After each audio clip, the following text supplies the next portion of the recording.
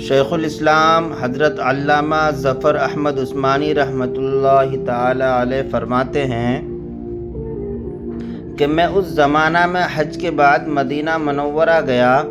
ہم لوگوں نے کھانا کھانے کے بعد دسترخوان کو لے کر ایک ڈھیر پر جھاڑ دیا تاکہ روٹی کے بچے ٹکڑوں اور ہڈیوں کو جانور کھا جائیں۔ تھوڑی دیر کے بعد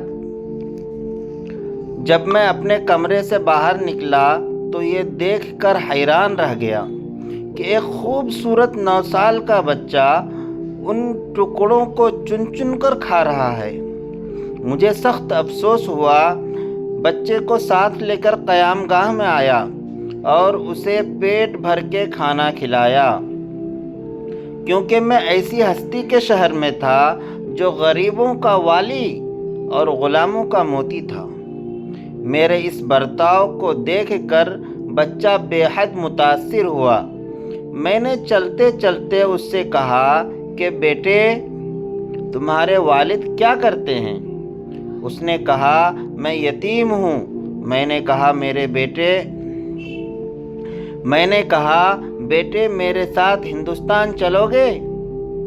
وہاں میں تم کو اچھے اچھے کھانے کھلاؤں گا، عمدہ عمدہ کپڑے پہناؤں گا، اپنے مدرسے میں تعلیم دوں گا۔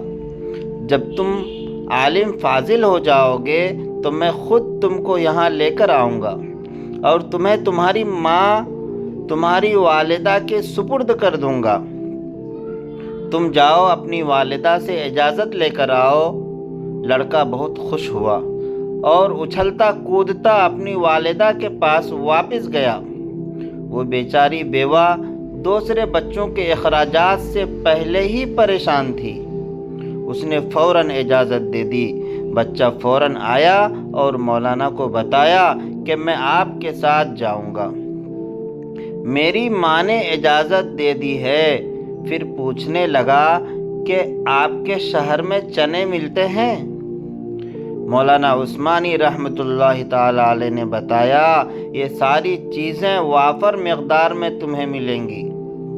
مولانا کا بیان ہے کہ میری انگلی پکڑے پکڑے مسجد نبوی میں وہ میرے ساتھ آیا اور ٹھٹک کر رہ گیا۔ سرکار دو عالم صلی اللہ علیہ وسلم کے روضے مبارک کو دیکھا اور مسجد کے دروازے کو، اور پوچھا کہ بابا یہ دروازہ اور روضہ بھی وہاں ملے گا؟